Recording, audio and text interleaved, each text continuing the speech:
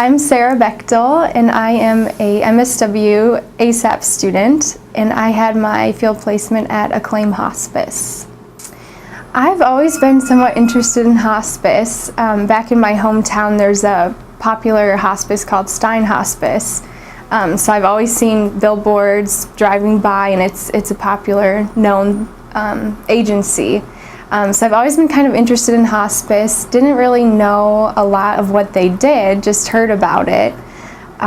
So when I was thinking about what agencies to put for my placement, I just listed any hospice as an option and ended up getting placed with Acclaim for this year. Well, in hospice, we go through an interdisciplinary team approach. So we have a hospice physician and RN nurses, the social workers, chaplains, and then our hospice aides are kind of our backbone foundation. So we provide symptom management. The nurses are in charge of all the pain medication and connecting patients with any type of comfort measures like hospital beds or wheelchairs. And then the social workers provide a lot of the emotional support to patients and families, and chaplains do a lot of spiritual support, or just they like to refer to themselves as old friends that they've known for years to come in and be a friendly face.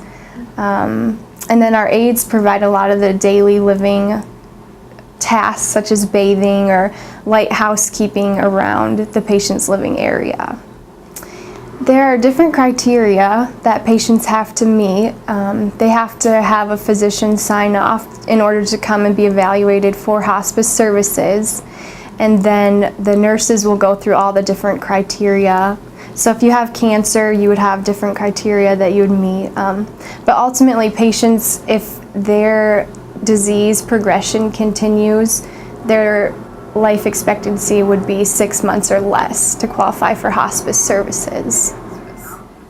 Yeah, we provide a lot of mainly emotional support to not only patients, but patients' families and loved ones that are in their home with them.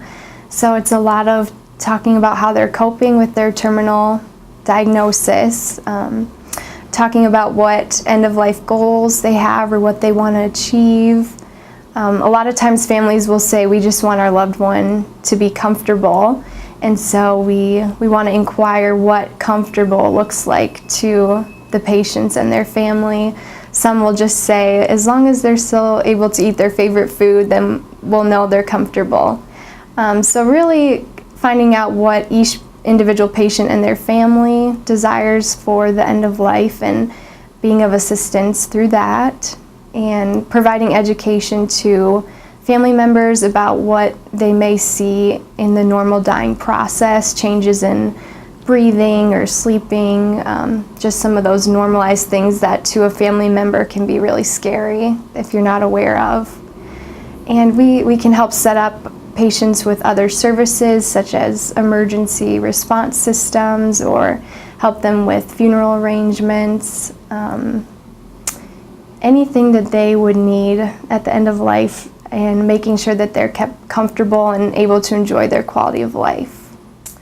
I would say the most fulfilling part is just being invited into patients' families' homes, or wherever they live, whether it's in the nursing home or the assisted living facility. Just being invited to share in the journey of their last days is a very rewarding experience, and it kind of makes you reflect on life and makes you think about what's important, and just sharing in those final days together is a very rewarding experience.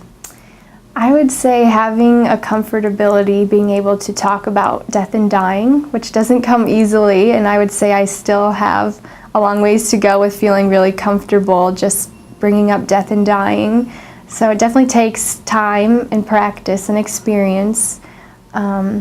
But also I'd say time management skills, because you're out visiting patients in their homes, so you're really managing your own schedule and who you need to go visit.